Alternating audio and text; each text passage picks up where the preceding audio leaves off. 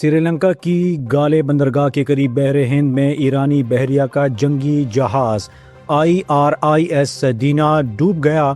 سری لنکن بحریہ اور فضائیہ کی جانب سے بڑے پیمانے پر مشترکہ ریسکیو آپریشن جاری ہے۔ جہاز پر تقریباً 180 افراد سوار تھے۔ 30 اہلکاروں کو زخمی حالت میں بچا کر ہسپتال منتقل کر دیا گیا ہے، جن میں سے چند کی حالت تشویشناک ہے۔ تاحال 140 اہلکار لاپتہ ہیں۔ یہ مکمل طور پر ایرانی ساختہ جہاز تھا جو ایرانی بحریہ کے 86ویں بیڑے کا حصہ تھا۔ اسے ایرانی بحری طاقت کی علامت سمجھا جاتا تھا۔ 95 میٹر طویل اور 1500 ٹن وزنی یہ جنگی جہاز نور اور قدر اینٹی شپ میزائلوں کے ساتھ ساتھ 76 mm اور 30 mm کی نیول گنز سے لیس تھا۔ امریکی صدر ڈونلڈ ٹرمپ کی جانب سے اسپین کو تجارتی و معاشی دھمکیوں پر یورپی یونین کا سخت رد عمل سامنے آیا ہے۔ یورپین کونسل کے صدر اینٹونیو کوسٹا نے ہسپانوی وزیر اعظم پیڈرو سینچیز سے ٹیلی فونک رابطہ کر کے مکمل حمایت کا یقین دلایا۔ یورپی کونسل کے مطابق یورپی بلاک اپنے رکن ممالک کے مفادات کے تحفظ کو ہر صورت یقینی بنائے گا اور بین الاقوامی قانون پر مبنی عالمی نظام کے اصولوں پر قائم رہے گا۔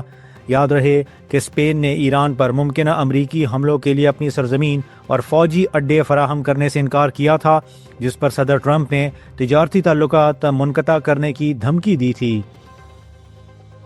1 تا 7 مارچ کھیلے جا رہے FIH means world cup qualifiers کے تیسرے میچ میں پاکستان نے آسٹریا کو 2 کے مقابلے میں 4 گول سے ہرا دیا۔ پاکستان کی جانب سے ابوبکر محمود نے 2 جبکہ افراز محمد اور سفیان خان نے 1 گول سکور کیا۔ آسٹریا کے کیلنر اور سکولز نے 1 گول کیا۔ پاکستان ہاکی فیڈریشن کے صدر محی الدین وانی اور دیگر عہدیداران نے ٹیم کو شاندار کارکردگی پر مبارکباد دیتے ہوئے سیمی فائنل کے لیے نیک خواہشات کا اظہار کیا ہے۔ اسرائیلی وزیر دفاع اسرائیل کاٹس نے دھمکی دی ہے کہ آیت اللہ علی خامنئی کی شہادت کے بعد ان کے ہر ممکنہ جانشین کو نشانہ بنایا جائے گا۔ سوشل میڈیا پر جاری بیان میں انہوں نے واضح کیا کہ اسرائیلی وزیر اعظم اور انہوں نے فوج کو نئے سپریم لیڈر پر حملے کے لیے تیار رہنے کے احکامات بھی جاری کر دیے ہیں۔ اسرائیل کاٹس کے مطابق امریکہ کے ساتھ مل کر ایرانی حکومت کے خلاف آپریشن اس وقت تک جاری رہے گا جب تک وہاں کی حکومت کا تختہ نہیں الٹ دیا جاتا۔ دوسری جانب اسرائیلی میڈیا کا دعویٰ ہے کہ ایران کی 88 رکنی مجلس خبرگان نے خامنئی کے بیٹے مجتبی حسینی خامنئی کو نیا سپریم لیڈر منتخب کرنے پر اتفاق کر لیا ہے۔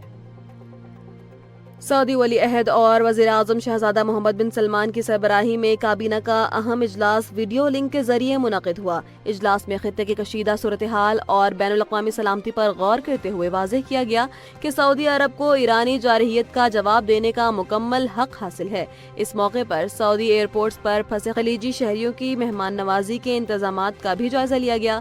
مزید برآں سعودی کابینہ نے کرپشن کے خاتمے کے لیے سعودی اینٹی کرپشن اتھارٹی اور پاکستان کے ادارے نیب کے درمیان تعاون کی یادداشتوں کی منظوری بھی دے دی ہے۔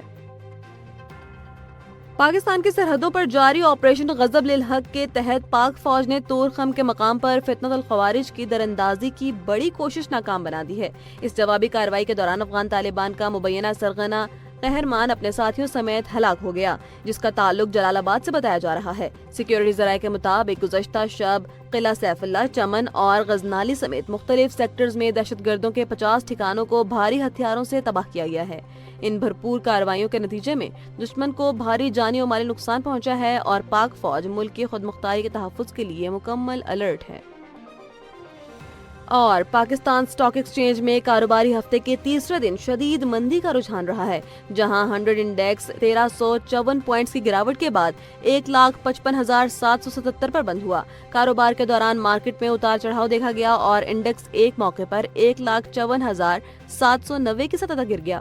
مشرق وسطی کے سٹاک بازاروں میں بھی غیر یقینی صورتحال برقرار ہے، جہاں دبئی اور ابوظہبی کے بازاروں میں مندی دیکھی گئی ہے، وہیں سعودی عرب کے تنداول انڈیکس میں 54 پوائنٹس کا معمولی اضافہ ریکارڈ کیا گیا ہے۔ ماہرین اسے خطے کی موجودہ سیاسی اور عسکری صورتحال کا اثر قرار دے رہے ہیں۔ سری لنکا کے ساحل کے قریب ایرانی بحری جہاز آئرس ڈینا ڈوبنے کے واقعے نے عالمی سطح پر تشویش پیدا کر دی ہے۔ سری لنکن وزیر خارجہ وجیتا ہیرات کے مطابق 180 افراد پر مشتمل یہ جہاز آج الصبح ڈوبنا شروع ہوا۔ جس کے فوراً بعد سری لنکن بحریہ اور فضائیہ نے مشترکہ ریسکیو آپریشن کا آغاز کر دیا۔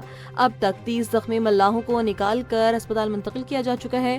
یہ حادثہ ایک ایسے وقت میں پیش آیا جب امریکی سینٹرل کمانڈ نے ایران میں 2000 سے زائد اہداف کو نشانہ بنانے کا دعویٰ کیا ہے، جس سے خطے میں جاری کشیدگی مزید سنگین ہو گئی ہے۔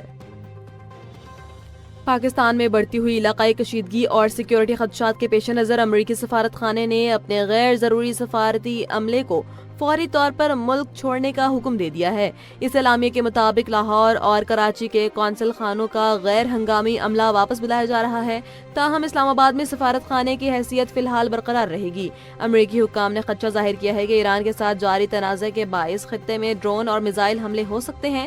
مزید برآں کراچی قونصلیٹ پر حالیہ حملے کی کوشش کے دوران امریکی میرینز کی فائرنگ کے واقعے نے سیکیورٹی صورتحال کو مزید حساس بنا دیا ہے۔ پاک فوج نے ملک کی خود مختاری کے تحفظ کے لیے آپریشن غضب للحق کے تحت سرحد پار دہشت گردوں کے خلاف بڑی کارروائی کا آغاز کر دیا ہے۔ سیکیورٹی ذرائع کے مطابق 3 اور 4 مارچ کی درمیانی شب قلعہ سیف اللہ چمن اور غزنالی سمیت مختلف سیکٹرز میں افغان طالبان، فتنۃ الخوارج اور فتنۃ الہندوستان کے 50 ٹھکانوں کو بھاری ہتھیار سے تباہ کر دیا گیا ہے۔ امریکی اخبار نے دعویٰ کیا ہے کہ اس آپریشن کے دوران پاکستان نے افغانستان میں موجود اہم ترین بگرام ایئر بیس کو بھی کامیابی سے نشانہ بنایا ہے۔ ان مؤثر کارروائیوں میں دشمن کو بھاری جانی و مالی نقصان پہنچا ہے اور پاک فوج دشمن کے ہر وار کا جواب دینے کے لیے مکمل طور پر پرعزم ہے۔